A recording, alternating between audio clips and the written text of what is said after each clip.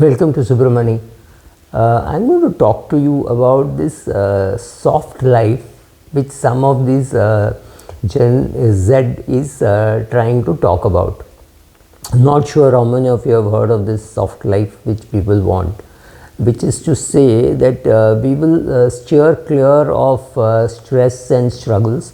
We will not struggle that hard, we will not earn that much, we will not save and invest that much, and we may not retire also. So we will not have a life which is high stress, high income, creating a corpus to retire kind of life.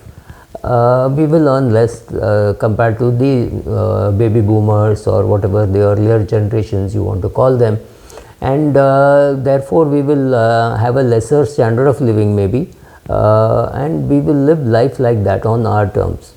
Now if you look at typically you look at doctors, and I meet some of the students, people my age would have definitely done at least 5 or 10 straight 36-hour shifts, right?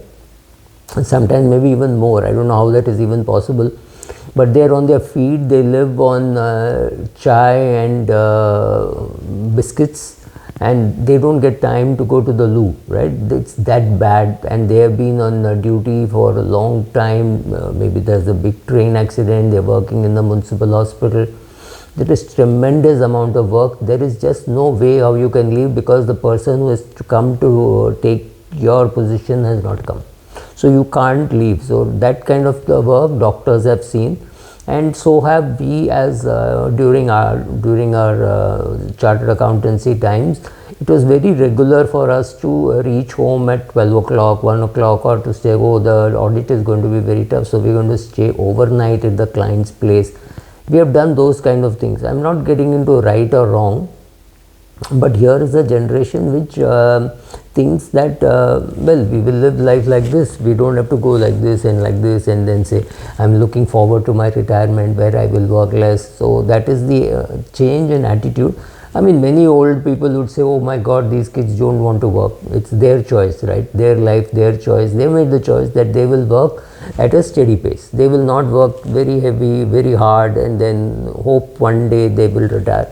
So their argument is, what if we don't reach till there? I think COVID pushed people into thinking like this, saying, when I am here, I have to work, I have to earn money, I have to save, invest, everything, spend time with my family, spend time with my hobbies. I need to create a better mix than saying, right now I will only earn and save, or only earn, save and invest, and I don't have time for my social commitments, for my family, for anybody, and this is what I will do. At one day in the distant future or near future, I will have enough money that I don't need to work and I just can relax. Many people may not reach that stage, many people may not have enough hobbies, right? So these people think that we should do all this now, and I'm not getting into, again, getting into right or wrong. Many millennials also think like this, Gen Z also thinks like this.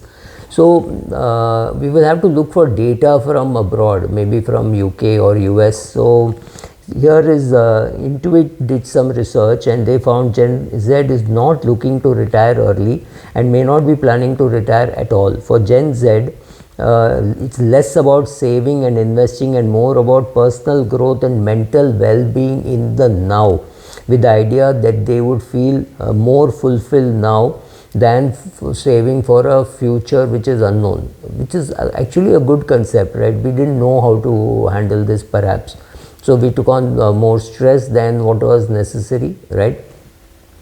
And this shift in mentality towards work, very well summarized here in the report, which is the greatest generation is the one which won the world war, and which men came from work hard, they worked hard, men came home, wives were at home, right? And that's I mean, they chose to retire maybe at the age of 60 or 65 or 68 in the US, right? Then the baby boomers, they again worked a lot, they worked till their fingers fell off, or they had a burn down. Gen X is hybrid, which had a reasonable work-life balance.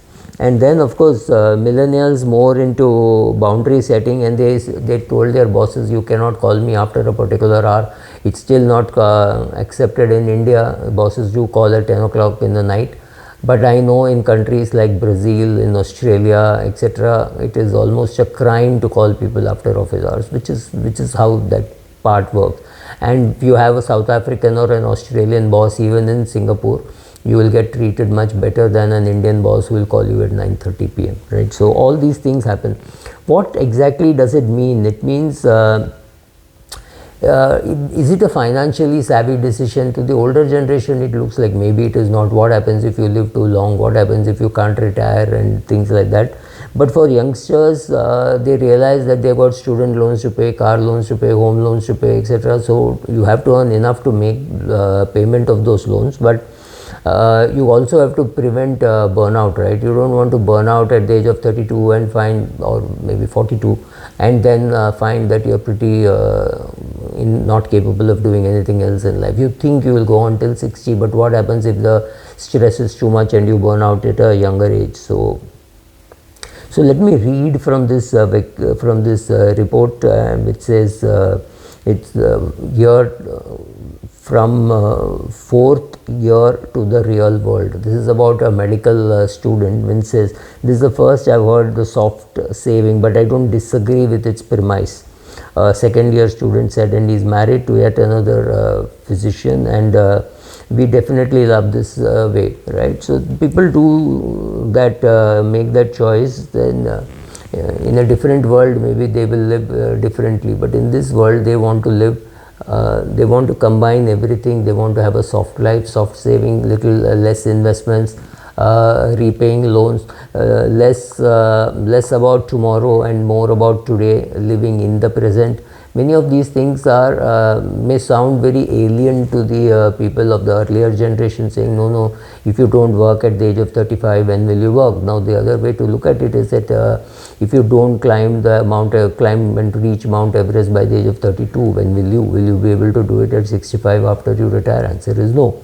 So certain things you have to do. Actually, life starts for people who are earning. Life starts at about 22, 23 if you are an MBA or a CA, or maybe at 20, 29 if you are a MBBS, an MSMD, whatever.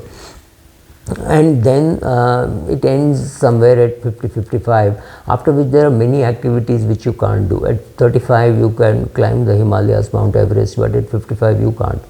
So all those things, whether it is looking after your health, having babies, whether it is looking after your parents, all that happens within a short range of time, where you have to allocate time for everything. So this generation is, I think, making a better choice than our generation made. So they will have lesser money perhaps, maybe they will take lesser vacations later on, but they will take a lot of vacations now. So total number of vacations may be same, but maybe they will take more aggressive vacations where they will be more active. They will climb more mountains, swim in the 7 seas, whatever they want to do. They might do at a younger age rather than doing at an older age like what our generation did. Right or wrong, you decide, not for me to decide. I'm just telling you that such options are available today and kids are taking it. Thank you.